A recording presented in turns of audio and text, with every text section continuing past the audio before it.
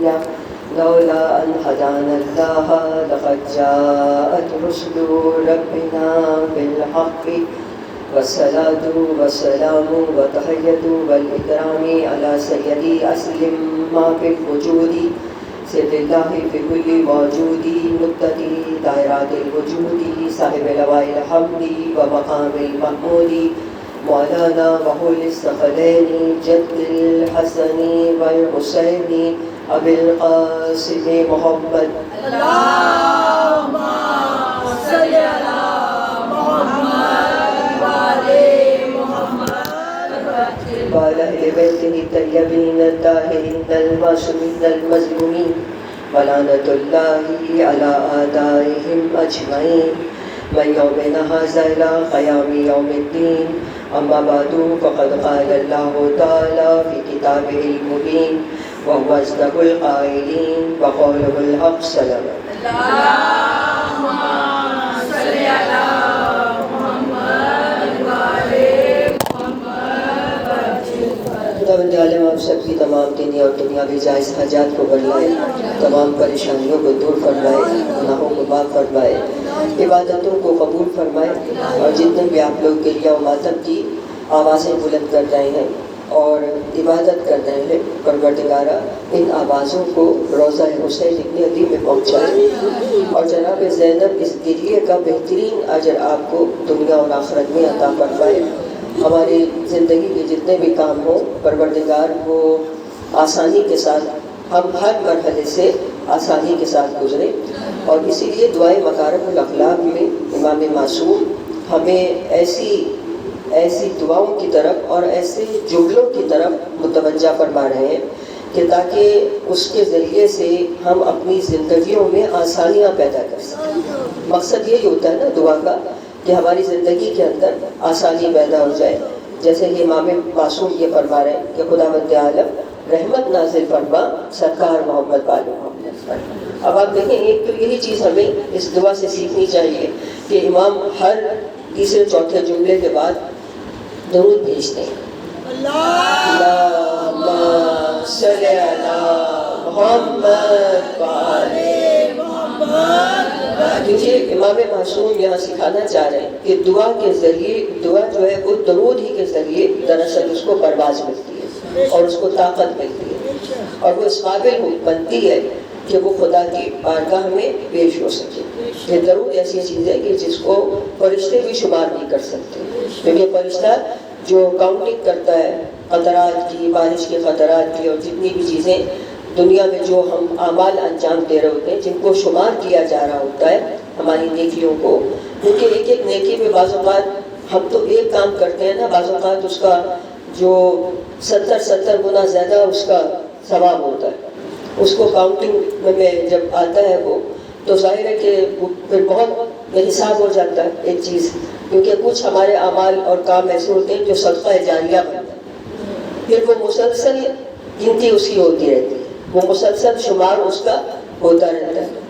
تو یہ دعائیں میں نے آپ کو کل بتایا تھا نا کہ دعا میں بھی ثواب ہے، خداوند عالم نے دعا مانگنے میں بھی ثواب رکھا ہے، یعنی ہم کتنا اس خدا کی ذات کا شکر ادا کریں۔ تو یہ درود ایسی چیز ہے کہ فرشتہ بھی اس کو شمار نہیں کر سکتا، کیونکہ وہ کہتا ہے کہ پروردگارہ ابھی تو انہوں نے ایک ہی درود پڑھا تھا، اس کا میں شمار کر رہا تھا کہ انہوں نے دوسرا درود بھیج دیا۔ ٹھیک ہے، تو یہ ایسی چیز ہے۔ اللہم صلی علی محمد وآلِ محمد۔ امام معصوم یہاں فرما رہے ہیں کہ پروردگارہ مجھے روزی کمانے میں سختی سے بچا۔ دیکھیں کتنی انسان بعض اوقات روزی کمانے میں سختی میں پڑ جاتا ہے، تو امام معصوم یہاں دعا کر رہے ہیں خدا کی بارگاہ میں، مجھے سختی سے بچا، مجھے بے حساب رزق عطا فرما، اور اس کی طلب میں تیری عبادت نہ بھولوں، رزق کی طلب میں تیری عبادت نہ بھولوں۔ ایسا ہوتا ہے نا کہ انسان سارا دن کام کرتا رہتا ہے مگر نمازوں سے غافل ہو جاتا ہے، سارا دن وہ اپنے رزق کی تلاش میں نکلا ہوا ہے لیکن نماز نہیں پڑھ رہا، اور حصول مال کی سختیوں میں نہ گھرا رہا ہوں۔ امام یہ کہہ رہے ہیں کہ خداوند عالم میں حصول مال یعنی مال حاصل کرنے میں اتنی سختیاں مجھے نہ پیش آئیں کہ میں اسی میں گھرا رہا اور میں تیری عبادت کو فراموش کر دوں. ٹھیک ہے, یہاں پہ یعنی ہر قدم پہ ہمیں خدا کی ضرورت ہے نا, ٹھیک ہے, تاکہ وہ ہمارے کاموں میں آسانیاں پیدا کرے. کسی نے ہمارے آٹھویں امام علی رضا علیہ السلام سے صلی اللہ محمد کہا کہ مولا کوئی ایسا وظیفہ بتائیں کہ جس سے ہمارے کام آسانی سے ہوتے رہیں. تو آپ نے فرمایا کہ انبیاء کا ہتھیار اپنے پاس رکھو. تو انہوں نے کہا کہ مولا وہ کون سا ہتھیار ہے, کوئی نیزہ ہے, کوئی تلوار ہے؟ آپ نے فرمایا دعا. دعا یعنی ایک ہتھیار کے طور پہ کہ آپ اس کو اپنے پاس رکھیں, یعنی اٹھتے بیٹھتے آپ دعا کرتے. ٹھیک ہے, یعنی پروردگار جب گھر سے چلے, پروردگار میرے لیے آسانیاں پیدا کرنا. یعنی یہ تو ایک عام سی دعا ہے کہ جو ہمیں اپنی زبان پہ اس کا تو ورد ہم کر ہی سکتے ہیں, عام سی دعا ہے. جو بھی ہماری خواہش ہے, جو بھی ہماری طلب ہے اس وقت, وہ ہمیں اس میں خدا سے ضرور بات کرنی چاہیے کہ پروردگارہ میری یہ حاجت ہے اور اسے تو پورا فرما. تو کسی نے کہا کہ مولا بعض اوقات خدا خود گناہگاروں کو شکار کر رہا ہوتا ہے, مطلب عذاب دے رہا ہوتا ہے گناہگاروں کو, تو اس وقت انسان کیا کرے؟ تو امام نے فرمایا کہ اس وقت بھی وہ خدا ہی کی پناہ لے. اگر دیکھیے کہ خدا سزا دے رہا ہے کیا, جیسے بعض اوقات کہتے ہیں نا کہ یہ بلا تو خدا کی طرف سے, خدا نے ہمارے ساتھ ایسا کیا, تو امام فرما رہے ہیں کہ اس وقت بھی خدا ہی کی پناہ میں جاؤ, اسی سے پناہ طلب کرو, کیونکہ اس کی حکومت سے فرار ممکن نہیں ہے. کہاں جاؤ گا؟ بھاگ کے.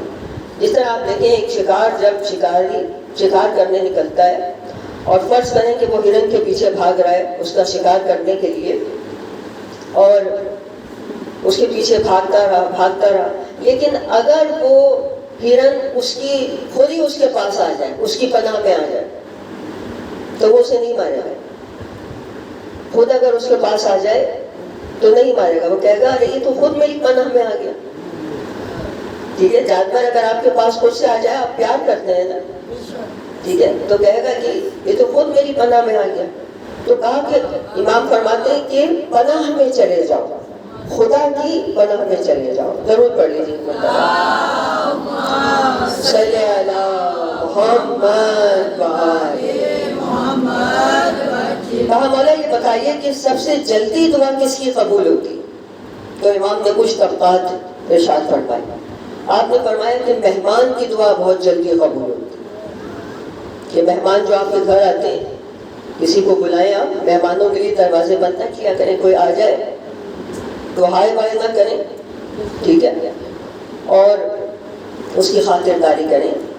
جب جانے لگے تو کہیں التماس دعا. اور ہمیں بھی چاہیے کہ اگر کہیں مہمان بنے تو جاتے ہوئے جب ہمیں پتا ہے کہ مہمان کی دعا قبول ہے تو میزبان کو دعا دینے جائیں. میزبان کی بھی دعا قبول ہوتی ہے مہمان کے حق میں, اور مہمان کی دعا قبول ہوتی ہے میزبان کے حق. ٹھیک ہے, یعنی یہ سارا اس طرح سے جو سلسلہ ہے وہ چل رہا ہے. پھر اس کے بعد امام فرماتے ہیں بیمار کی دعا قبول ہوتی ہے جلدی سے, کیونکہ وہ خدا سے قریب ہوتا ہے. اس کو ایسا لگتا ہے کہ میں دنیا سے جانے والا ہوں, خدا سے قریب ہو جاتا ہے. جو خدا سے قریب ہوتا ہے اس کی دعا جلدی قبول ہو جاتی ہے. ظاہر ہے جو خدا سے قریب ہوگا خدا کا پیارا بن جائے گا, خدا کا محبوب بن جائے گا, خدا کو اپنے ٹوٹے ہوئے دل سے پکارے گا. تو کہا بیمار سے کہو. عام طور پر بیمار کہہ رہا ہوتا ہے لوگوں سے میرے لیے دعا کرو, میرے لیے دعا کرو, لیکن بیمار کو بھی چاہیے وہ کہے ٹھیک ہے لوگوں سے کہ میرے لیے دعا کرو, لیکن وہ بیمار دوسروں کے لیے بھی دعا کرے اور اپنے لیے بھی دعا کرے. اس طرح اس کو بھی شفا ملے گی. اگر وہ اس بیماری میں دوسروں کے لیے دعا کرے گا, بعض اوقات انسان چڑچڑا ہو جاتا ہے بیماری میں, لیکن وہ اگر دعا کرتا رہے گا, شکر کرتا رہے گا, تو اس کی اپنی بیماری بھی دور ہوگی اور دوسروں کی بھی حاجت روائی ہوگی. پھر اس کے بعد کہا کہ مسافر کی دعا قبول ہوتی ہے. جو مسافر سفر میں ہوتا ہے, جب سفر میں ہو اس وقت بھی دعا مانگا کرے, سب مومنوں کے لیے دعا مانگا. ٹھیک ہے. پھر اس کے بعد آپ نے فرمایا کہ اولاد کی دعا قبول ہوتی ہے ماں باپ کے حق میں، ماں باپ کی دعا قبول ہوتی ہے اولاد کے حق میں۔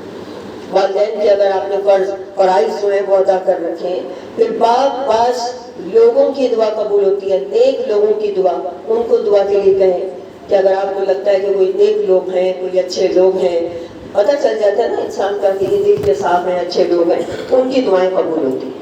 بعض اوقات خدا کیوں دعا قبول نہیں کر رہا ہوتا کہ اس نے ہمیں کوئی اور اچھی چیز دینی ہوتی، اور بعض اوقات وہ اچھی چیز دنیا میں نہیں ملتی، وہ پھر وہاں آخرت کے لیے وہ اٹھا کے رکھتا ہے۔ علامہ امینی جنہوں نے الغدیر لکھی کتاب، زیارت.net پہ وہ کتاب اب اردو میں موجود ہے، کچھ جلدیں اس کی، ساری جلدیں تو اس کی ترجمہ نہیں ہوئی، لیکن اس کی جلدیں 20 ہیں یا 22 ہیں، لیکن 11 جلدیں اس کی اردو میں آئی ہیں، وہی کافی ہیں۔ اسی میں آپ دیکھیں کہ بہت اچھا آپ کو مٹیریل پڑھنے کے لیے مل جائے گا۔ زیارت.net پہ الغدیر ضرور پڑھنی ہے کتاب ہے۔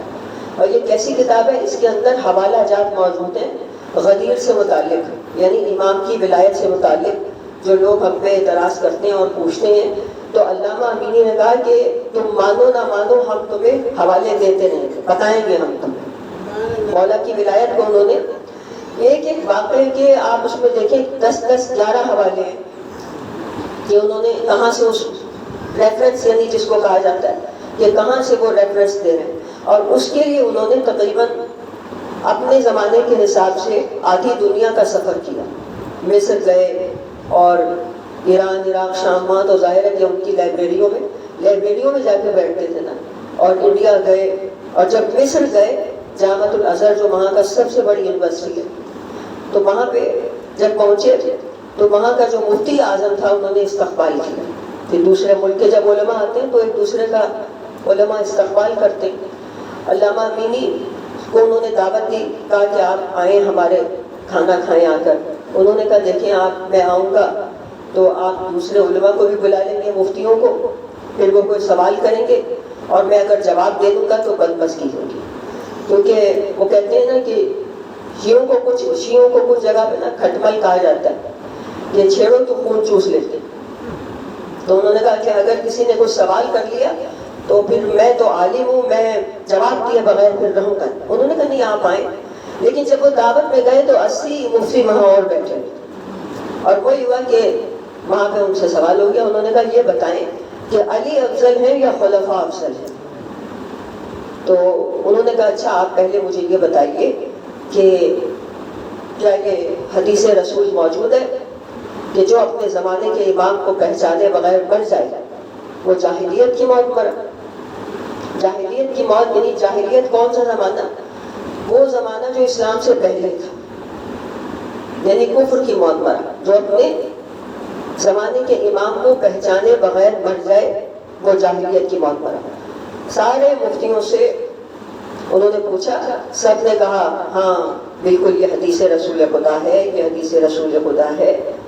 اور جب سب سے پوچھ لیا تو انہوں نے کہا کہ اچھا یہ بتاؤ کہ کیا جناب فاطمہ اپنے زمانے کے امام کو نہیں پہچانتی تھی؟ یہ سوال تھا، کیونکہ جناب فاطمہ وہ واحد ہستی تھی نا جو اس وقت میدان میں اتری تھی، ٹھیک ہے، ولایت کے لیے، ولایت کا دفاع کرنے کے لیے، یہ بتانے کے لیے کہ علی امام حق ہے۔ وہ جناب فاطمہ واحد ہستی تھی۔ تو ایک مفتی نے کہا کہ مجھے ذرا کام ہے میں ابھی آتا ہوں، دوسرے نے کہا میں ان کے ساتھ ہوں، میں ذرا میں بھی جا رہا ہوں، تیسرے نے کہا میں تو جواب ہی نہیں دے رہا، اور اس طرح سارے مفتی چلے گئے۔ مفتی اعظم نے کہا کہ آپ نے میری دعوت خراب کر دی۔ انہوں نے کہا دیکھیں میں نے تو آپ کو کہا تھا کہ آپ مجھے دعوت پہ مت بلائیں، میں تو یہاں کھانے آیا ہی نہیں، میں تو لائبریری میں آیا ہوں، اپنے کام سے آیا ہوں۔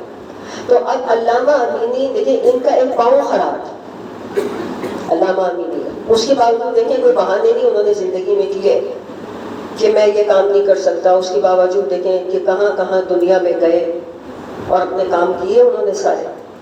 مجتہدین، اتنے مجتہدین بنائے، خود بھی مجتہد، اور الغدیر جیسی کتاب لکھی۔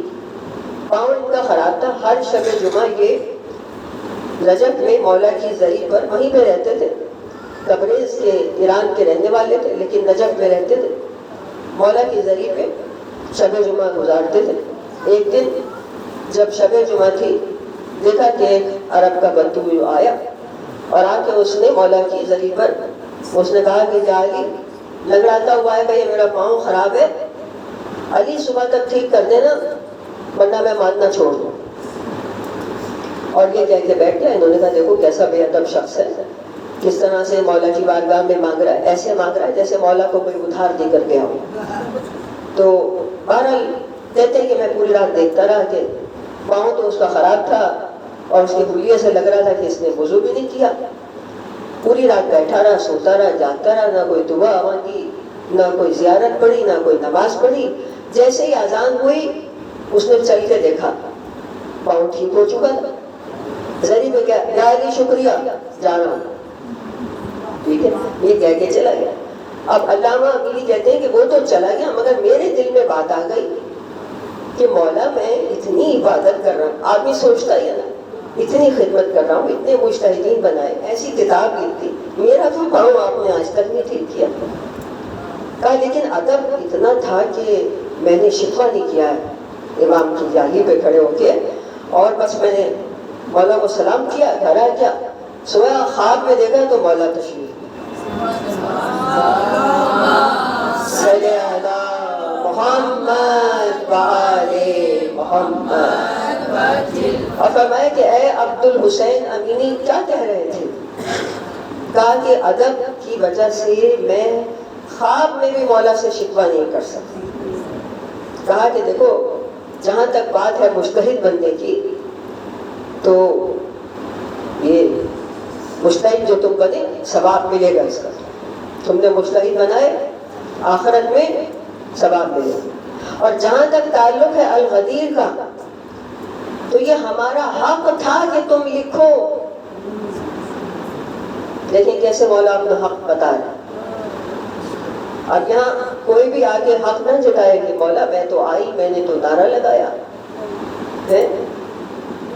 مولا کیا کہہ رہے ہیں کہ ہمارا حق تھا کہ تم لکھو، ہم نے تمہیں اپنا عقیدہ دیا، ہم نے دیا، ٹھیک ہے، ہم نے تمہیں اپنا عقیدہ دیا کہ تم ہمیں مانو، تم پہ واجب ہے ہمارا دفاع کرو، ہم پہ واجب ہے کہ تمہیں جزا دیں، ٹھیک ہے۔ یہ کوئی احسان نہیں کر رہا ان پہ، کیونکہ جب تک ان کا کرم نہ ہو آپ تو یا علی بھی نہیں کہہ سکتے، جب تک اجازت نہ ہو۔ ہم کوشش کر رہے ہوتے ہیں نا بعض اوقات، حیدری حیدری حیدری بلندر صلوات اللہم صلی اللہ محمد وآل محمد۔ بعض اوقات ہم کوشش کر رہے ہوتے ہیں کہ دوسرے کے منہ سے اگلوا لیں، نکلوا لیں، یا علی کہہ دیں، بھائی نہیں کہہ سکتا جب تک علی نہ چاہیں۔ امام فرمانے کہ ہم نے تمہیں اپنا عقیدہ دیا، تم پہ واجب ہے ہمارا دفاع کرو، ہم پہ واجب ہے تمہیں جزا دو۔ اور جہاں تک اس آدمی کی بات ہے تو آپ نے فرمایا کہ اس کا تو ایمان ہی اتنا سا تھا، وہ اگر کہہ رہا تھا کہ نہ آتا تو اس نے آنا نہیں تھا، لیکن اے عبد الحسین امینی اگر تو کہہ کے جاتا کہ مولا میرا پاؤں ٹھیک کرنے ورنہ میں ماننا چھوڑ دوں گا، میں تب بھی ٹھیک نہ کرتا، کیونکہ مجھے معلوم تھا کہ تو رات کو کہہ کے جاتا صبح روتا ہوا آ جاتا، مولا گستاخی ہو گئی مجھے معاف کر۔ ایسا ہوتا ہے نا اکثر، ہم لوگ کہتے ہیں نا مولا یہ ہو گیا، مولا یہ ہو گیا، پھر گستاخی میں معافی بھی مانگتے، ٹھیک ہے۔ امام نے کیا فرمایا کہ دیکھو غیر آتے ہیں امتحان لینے، اپنے آتے ہیں، اگر کام نہ بھی ہو ماننا نہیں چھوڑتے، ٹھیک ہے۔ کتنے دیکھیں آپ کتنی دفعہ ہم بہت ساری منتیں مرادیں مان رہے ہوتے ہیں، نہیں پوری ہوتی۔ بعض اوقات کہتے ہیں نا ہر سال مان رہے منت، ہر سال مان رہے، یہ جو بار بار آپ منتیں اٹھا رہے ہیں اور مانگ رہے ہیں، اس کا ثواب اگر آپ کو پتہ چل جائے تو آپ کہیں گے کہ کاش کوئی مراد پوری نہ ہو، ہم بار بار مانگتے رہیں، بار بار مانگتے رہیں۔ پتہ نہیں ہمارے لیے کیا کس طرح وہاں انتظام مولا کریں گے کہ جو صبر کر لیتا ہے جب اس کی منت اور مراد جو ہے وہ پوری نہیں ہوتی۔ ضرور پڑھ لیجیے اللهم صل علی محمد وآل اسی لیے خدا نے ہمارے لیے اسوہ یہ بنائے، ان کو اسی لیے اسوہ بنایا گیا کہ ہم ان سے اپنی اور ان کو آداب سکھائے گئے. جیسے میں نے آپ کو بتایا کہ 3 قسم کے آداب شعبے جو ہیں آداب کے، آداب مع اللہ، آداب مع النفس اور آداب مع الخلق. ٹھیک ہے، ادب مع اللہ یعنی اللہ کے ساتھ میرا رابطہ، میرا ادب، میرا رابطہ جو ہے اس میں کتنا ادب پایا جاتا ہے. جو مخلوق کے ساتھ میرا رابطہ ہے اس میں کتنا ادب پایا جاتا ہے. ٹھیک ہے، یہ جو ادب ہے نا یہی ہمیں اوپر لے کے جاتا ہے. ایک دوسرے کا ادب، لحاظ، ایک دوسرے کے لحاظ کرنا، ادب کرنا. اور اس کے بعد ادب مع النفس، اپنا ادب کرنا، میرا اپنا بھی ادب ہے. ٹھیک ہے، کہ ایک لمٹ سے زیادہ کوئی میرے سے میری ذات پہ بات نہ کر سکے، اس کی بھی ایک لمٹ ہے. ٹھیک ہے نا. تو اب یہاں یہ 3 شعبے، اور اللہ تعالیٰ نے انبیاء کو، ائمہ کو نور کا منبع بنایا، چراغ بنایا. ٹھیک ہے، روشنی کا چراغ بنایا.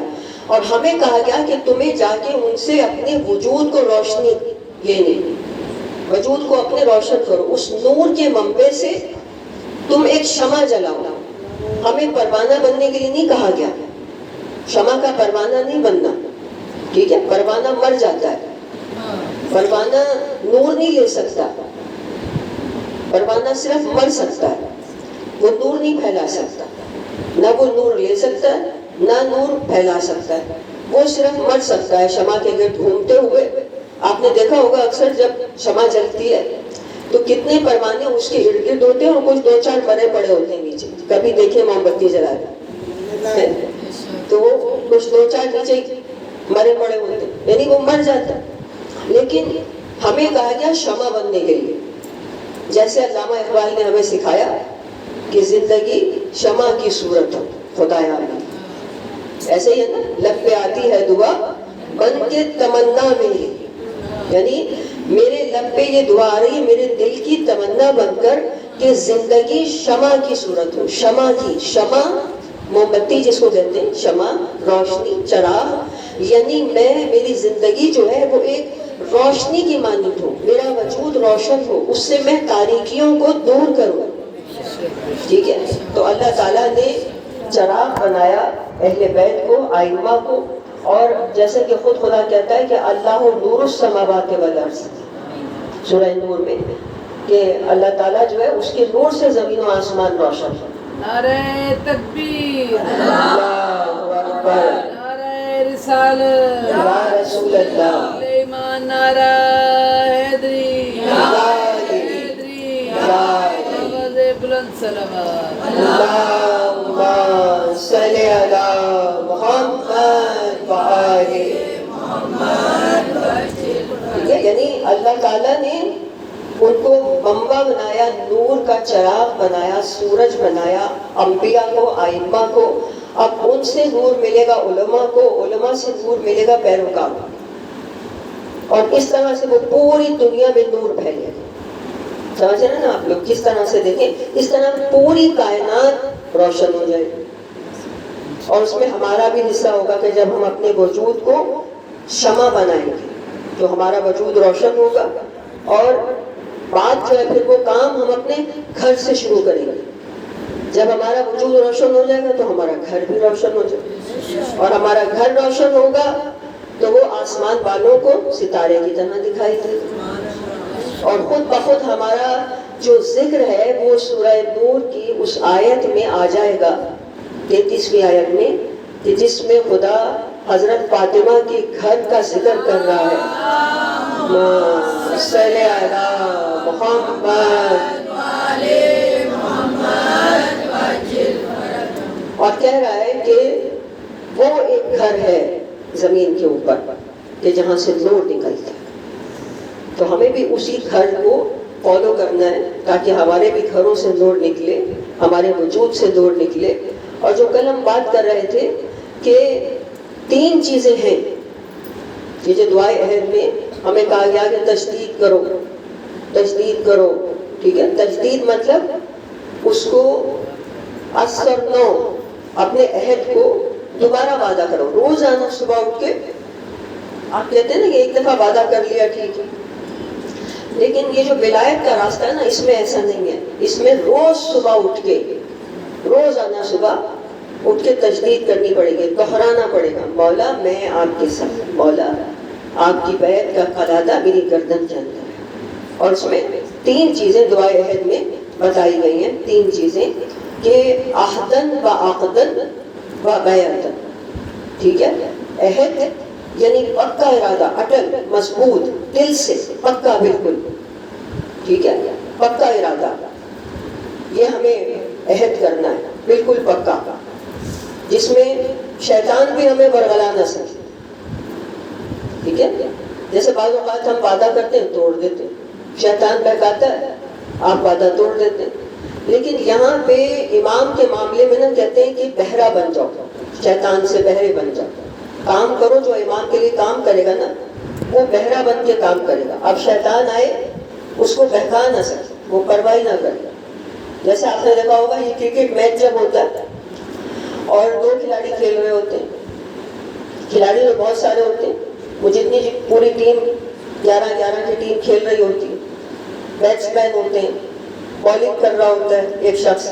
ٹھیک ہے, اب دیکھیں دونوں طرف کراؤڈ دونوں طرف کا ہوتا ہے ملا جلا, کتنا شور ہوتا ہے کرکٹ کے میدان میں, خاص طور پہ جب بال ہو رہی ہوتی ہے اور جب بیٹس مین کھیلتا ہے کتنا شور ہوتا ہے, جب بال ہونے جاتی ہے کتنا شور ہوتا ہے.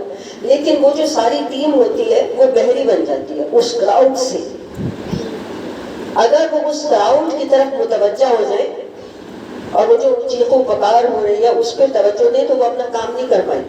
وہ بالکل بہرے ہو کے اپنا کام کر رہے ہوتے, کسی طرف نہیں دیکھ رہے, وہ اپنا کام کر رہے ہیں. بالکل ایسے ہی امام کے لیے کام کرنا ہے کہ دنیا سے بہرا بننا پڑے گا, شیطان سے بہرا بننا پڑے گا کہ مولا میرے کان صرف آپ کی آواز سنیں گے, آپ کا حکم سنیں گے, میں اور کچھ نہیں سن سکتا. ٹھیک ہے, اس کو کہتے ہیں کہ بالکل پکا وعدہ کہ اب میں نے وعدہ کر لیا امام سے اور میرا وعدہ جو ہے وہ اب بالکل پکا وعدہ ہے, میں اب بالکل اس وعدے کو نہیں توڑوں گی اور میں اپنے کام پہ ڈٹ کے رہوں گی. پھر اس کے بعد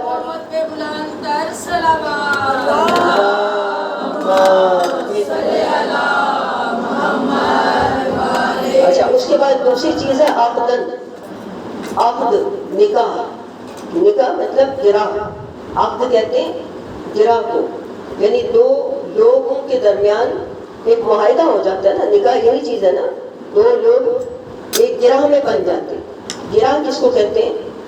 جو بالکل ٹائٹ ہو, مضبوط, یعنی مجھے اپنا جو رابطہ ہے امام کے ساتھ وہ ایک گراہ کی صورت میں ہو, وہ گراہ کبھی کھلے ہی نہ, اتنا مضبوط رابطہ. کیونکہ امام کو خدا نے کہا ہے حبل اللہ, اللہ کی رسی, اس رسی کے ساتھ میں اس طرح سے اپنی گرہ باندھ لوں کہ وہ گرہ کبھی نہ ہو. پھر اس کے بعد بیعتن, بیعت یعنی بیچ دینا, فروخت کر دینا. ٹھیک ہے, اپنے ایمان کو فروخت کر دیا, بیچ دیا میں نے اپنے امام کو. اور ایمان ایسی چیز ہے, ایمان دیتے ہیں نا ہم اپنے امام کو, ایمان دیا جاتا ہے. ٹھیک ہے, یہ ایمان ایسی چیز ہے کہ یہ زندگی میں ایک ہی دفعہ ملتا ہے. ٹھیک ہے, زندگی میں تو ایک ہی دفعہ ملتی ہے نا. ٹھیک ہے, ایک ہی دفعہ ملتا ہے کیونکہ ہم ایک ہی دفعہ پیدا ہوئے ہیں نا, بار بار تو نہیں پیدا ہو سکتے. کہ ایک دفعہ آپ کی قسمت اچھی تھی, کسی مسلمان گھرانے میں پیدا ہوا, پھر اور قسمت اچھی ہوئی, چلو شیعہ گھرانے میں پیدا ہوا. ایسا تو نہیں, ایک ہی دفعہ پیدا ہوگا. چاہے کافر کے گھر میں پیدا ہو, چاہے مسلمان کے گھر میں پیدا ہو, چاہے سادات کے گھر میں پیدا ہو, تو ایک ہی دفعہ زندگی ملتی, ایک ہی دفعہ. اب ہمیں سوچ سمجھ کے اپنا ایمان فروخت کرنا کہ ہم کس کو دے دیں, اور وہ ایمان ہم اپنا دیتے ہیں اپنے زمانے کے امام کو. یہ اتنی قیمتی چیز ہے اپنا وجود. یعنی ہم یہ کہتے ہیں جب ہم بیعت کرتے ہیں, بیعت کا مطلب کیا ہے کہ مولا میری یہ زندگی, میری یہ جوانی, میری ہر صلاحیت, یہ سب میں آپ کے ہاتھ میں فروخت کرتا ہوں. یعنی اب میں, جب آپ فروخت کر دیتے ہیں نا کوئی چیز, اس کا کیا مطلب ہوتا ہے؟ کہ اب میرا اس چیز سے کوئی تعلق نہیں رہا. ٹھیک ہے، فروخت کا کیا مطلب ہے؟ بس فروخت کر دی، بس اب میرا کوئی تعلق نہیں. تو یہی چیز ہے کہ میں نے اپنی جان، اپنی زندگی، اپنی صلاحیت، اپنی جوانی، اپنا شباب، اپنی صلاحیت، جو کچھ میرے پاس تھا، حتیٰ کہ میرا مال، میری اولاد، میرے ماں باپ آپ پر فدا. یہ اتنا قیمتی امام ہے کہ آپ یہاں کہتے ہیں کہ میرے ماں باپ آپ پر فدا. ٹھیک ہے، اتنا قیمتی امام ہے. سمجھ میں آ رہی نا آپ لوگوں کو؟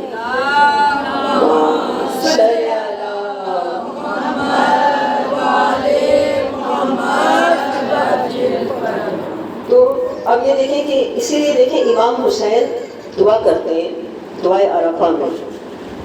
معرفت ضروری ہے نا، یہ معرفت کے بغیر نہیں چیزیں آگے بڑھیں گی. جبھی تو ہم اپنے ماں باپ کو بھی قربان کریں گے نا. ہم یہ کہیں گے کہ ہمارے ماں باپ بھی قربان، ہماری اولاد بھی قربان، ہمارا مال بھی قربان. معرفت کے. اب امام حسین دعائے عرفہ میں ایک جملہ کہتے ہیں، توجہ ہے نا آپ کی. امام یہ فرماتے ہیں کہ اے خدا، مجھے اپنی معرفت اپنی ذات کے ذریعے سے کروا. اس جملے کو سمجھیں، مجھے اپنی معرفت خود کروا، اپنی ذات کے ذریعے سے کروا.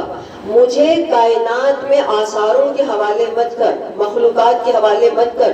میں سورج کو دیکھ کے تجھے نہ پہچانوں، میں چاند کو دیکھ کے تجھے نہ پہچانوں. پروردگارا، تو اپنے نور کی تجلی میں سے مجھے اپنی معرفت کروا، اپنا نور ڈائریکٹ میرے دل پہ ڈال کہ حسین تجھے تجھی سے پہچانے، کسی آثار سے نہ پہچانے. مجھے مخلوقات کے حوالے مت کرنا. بعض اوقات خدا انسان کو دوسروں کے حوالے کر دیتا ہے، دوسروں کے سپرد کر دیتا ہے. نہج البلاغہ میں مولا فرماتے کہ اللہ کو دو قسم کے لوگ پسند نہیں ہیں. ایک وہ عالم جو عالم نہ ہو، عالم بن کے لوگوں میں آئے، اور دوسرا وہ شخص کے جس کو خدا نے کسی اور کے سپرد کر دیا. پسند نہیں تھا نا، تو خدا نے کسی اور کے سپرد کر دیا. بعض اوقات ہم بڑے خوش ہو رہے ہوتے ہیں کہ فلاں ادارہ ہمارا مدد کر رہا ہے، فلاں ہماری مدد کر رہا ہے، فلاں این جی او ہماری، فلاں ویلفیئر سوسائٹی ہماری مدد کر رہی ہے، فلاں جگہ سے ہماری مدد ہو رہی ہے. تو یہ کوئی اچھی چیز ہے؟ خدا نے آپ کو ان کے سپرد کر دیا. آپ دعا کریں، پروردگارا مجھے کسی کے سپرد نہ کر. جہاں سے تو اپنے خاص بندوں کو جس سورس سے رزق دیتا ہے، مجھے بھی وہیں سے دے. مجھے عزت کا رزق دے. مجھے کسی کے حوالے مت کر کہ کوئی مجھے 1 کلو آٹا راشن دے اور 1 ٹن عزت میری لے. اب یہ کیا ہو رہا تھا ہمارے ملک میں جب راشن تقسیم ہو رہا تھا، دیکھا تھا نا. اب یہاں لوگوں کے اوپر بات ہے. حکومت تو دیکھیں اپنا کام کر رہی ہے، ان کا تو کام ہی ہے ذلیل کرنا لوگوں. لیکن عوام کیوں جاتی ہے ذلیل ہونے؟ کیوں جا رہے ہو تم ذلیل ہونے؟ تم وہاں مر بھی رہے ہو اور تم ذلیل ہونے بھی جا رہے ہو. تم اپنے گھروں میں بیٹھو، ایک بندہ وہاں نہ پہنچے، حکومت خود تمہارے گھروں میں نہ آئے تو پھر کیا نا. اگر ایک بندہ وہاں نہ پہنچے تو یہی حکومت ان کے گھروں پہ پہنچے. لیکن عوام ذلیل کرتی ہے خود کو. ٹھیک ہے، تو خدا ان کو ان کے سپورٹ کر دیتا. اچھا کیوں ایسا کیا ہوتا ہے کہ خدا دوسرے کو، بندوں کو دوسروں کے سپورٹ کب کرتا ہے؟ کس آدمی کو کر دیتا ہے؟ جس کی ہمت کم ہوتی، جس کی ہمت کم ہوتی. جیسے کہا نا مولا نے کل کیا کہا تھا کہ قیمت اس آدمی کی ہے جس کی ہمت زیادہ. ٹھیک ہے، جیسے ہم کہتے ہیں نا کہ تیرا ہم اور غم کیا ہے، یعنی تمہاری ہمت کتنی ہے. جو کم ہمت ہوتا ہے اس سے خدا دوسروں کے حوالے کر دیتا ہے، اور جس کی ہمت زیادہ ہوتی ہے خدا اسے اپنے اس میں لے لیتا ہے، اپنے قبضے میں لے لیتا ہے، یا اس کی مدد کرتا ہے، خود مدد کرتا ہے۔ یہ بات سمجھ میں آ گئی نا آپ کو؟ ضرور پڑھ لیجیے بابا سے بولے۔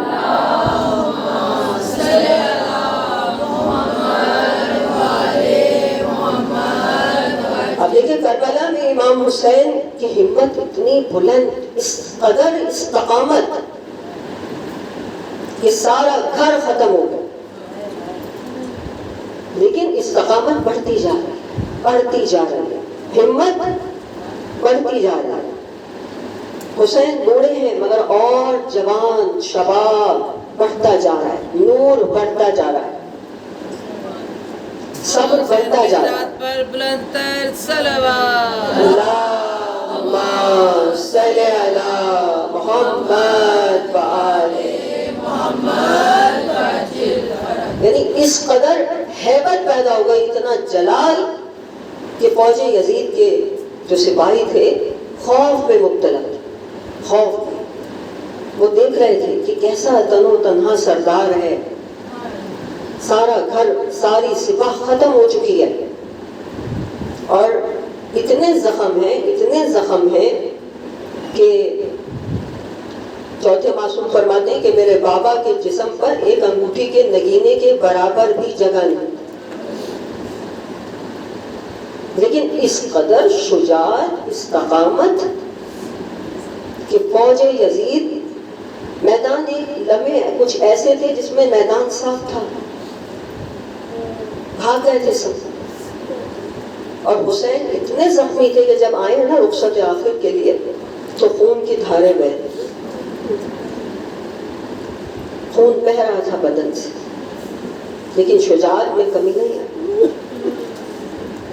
اور دیکھیں کیسی کیسی یہ شہادتیں ہیں کہ جہاں دشمن بھی رو رہا، کہتے ہیں کہ جب حضرت علی اصغر شہید ہوئے دشمن اتنا رویا، اتنا رویا کہ امیر مختار کے دربار میں جب ان لینوں کو لایا جاتا تھا، قاتلوں کو، روتے تھے۔ تو امیر مختار نے کہا کہ تم یہاں کیوں رو رہے ہو بدبختوں؟ کہا امیر ہم وہاں بھی روئے تھے۔ کہا کب روئے تھے؟ کہا جب علی اصغر شہید ہوا، ہم سب روئے تھے۔ دو روایتیں عزاداروں، دو رائے ہیں۔ کہتے ہیں کہ یا تو امام حسین نے علی اصغر کو سر کے ساتھ دفنایا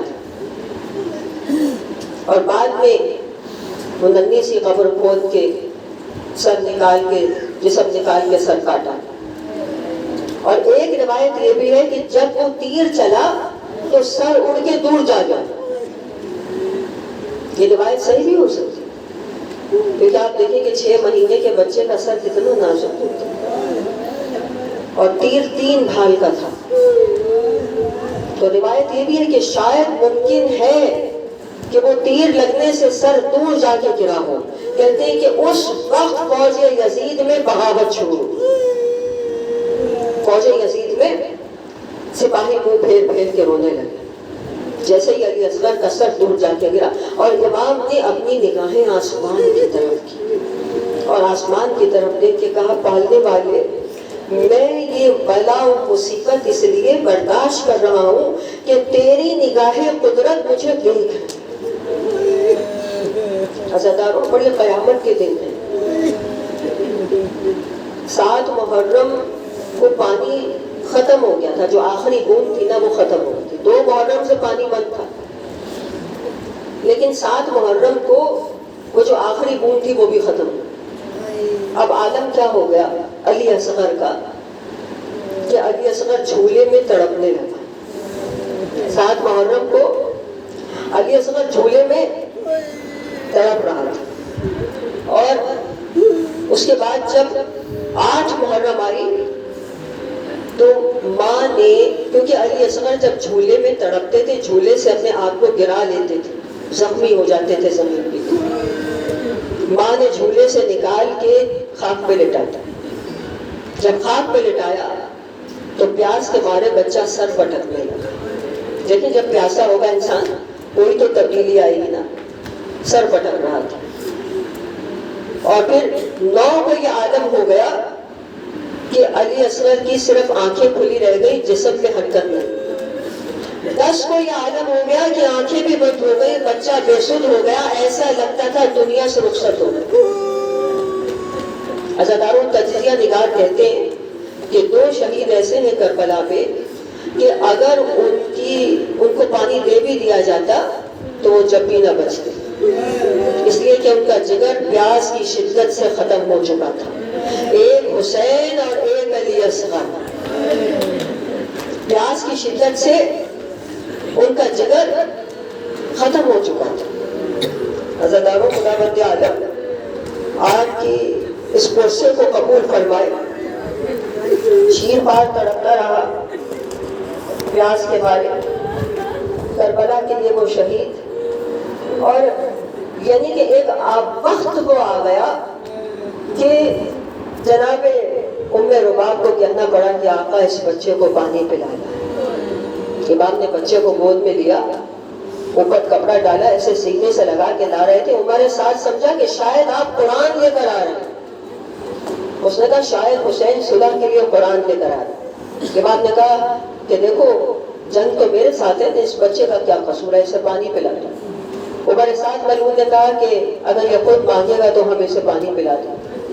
وہ سمجھ رہا تھا کہ شاید، وہ چاہ رہا تھا بلکہ کہ حسین اس کو واپس لے جائے اور میں اپنی فوج سے یہ کہوں کہ حسین قرآن لے کر آئے تھے صلح کے لیے، میں نے صلح نہیں کی.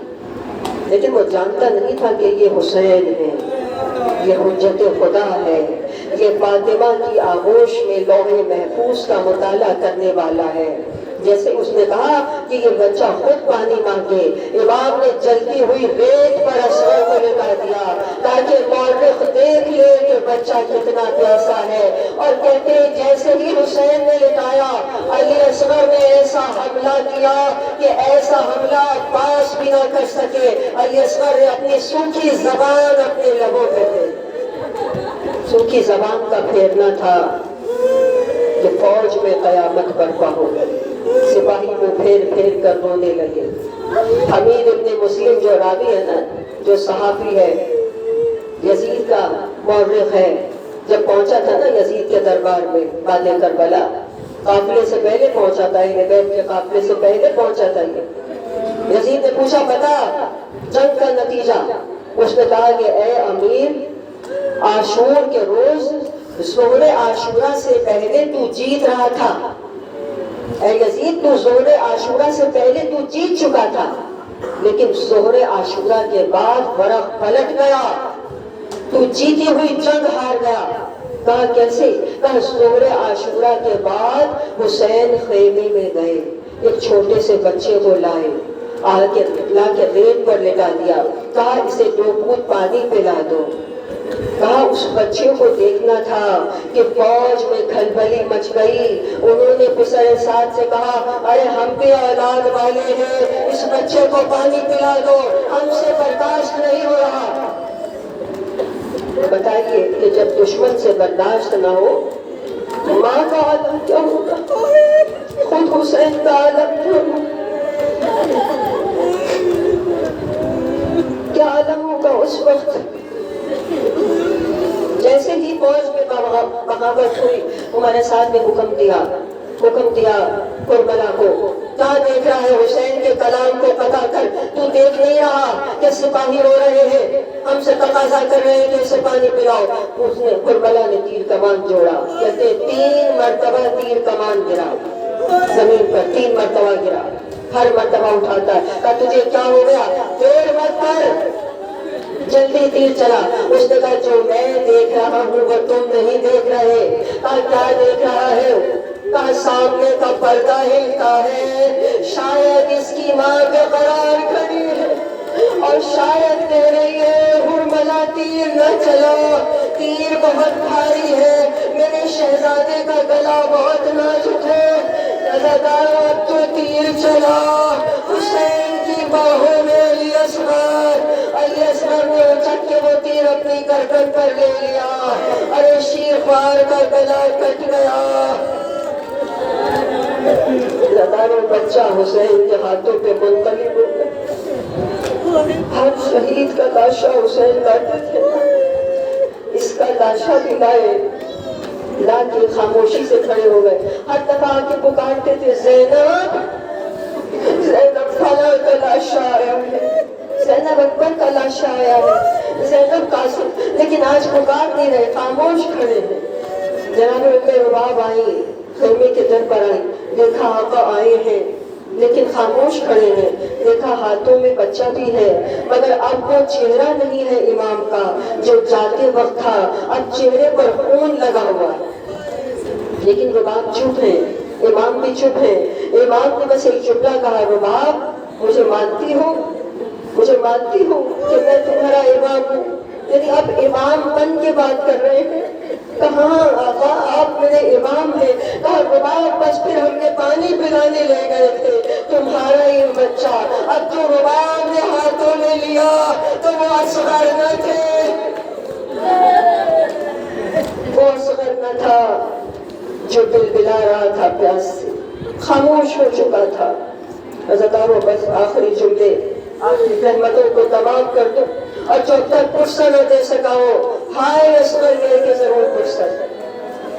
आखिरी जुमले जनाब रुबाब की बारगाह में, अपनी हाजतें पेश कर देना, तुम्हारी हाजात पे जो बे औलाद है, खास तौर पर खुदा को औलाद अता फरमा। जनाब रुबाब को इतना इत्मीनान था ज़ादारों कि मेरे इमाम ने, असगर के बाप ने असगर को अपने हाथों से दफन किया। बीबी को बड़ा इत्मीनान था, क्योंकि बीबी देख रही थी हर शहीद का लाशा मक्तल में पड़ा है, खून में डूबा, टुकड़ों में बटा हुआ। लेकिन बीबी को इत्मीनान था, मेरे बच्चे को उसके बाप ने अपने हाथों से दफन कर दिया है। मगर अज़ादारों जब शाम गरीबा आई, चादरें छिन गई, घर लुट गया, खेमों में आग लगी, रुबाब को फिर भी इत्मीनान था। लेकिन जब 11 मुहर्रम की सुबह रुबाब नाके पे बैठी तो नेज़े पे असगर का सर नजर आया। माँ का दिल तड़प गया। एक बार मक्तल की तरफ रुख करके आवाज दी, अली अकबर, कासिम, तुम्हारे हवाले असरा को करके जा रही हूँ। रात को डरेगा मेरा बच्चा, तन्हाई होगी, अंधेरा होगा। इन्ना लिल्लाहि व इन्ना इलैहि राजिऊन। आने वाले हमारी इस फलीद सी इबादत को कबूल फरमा।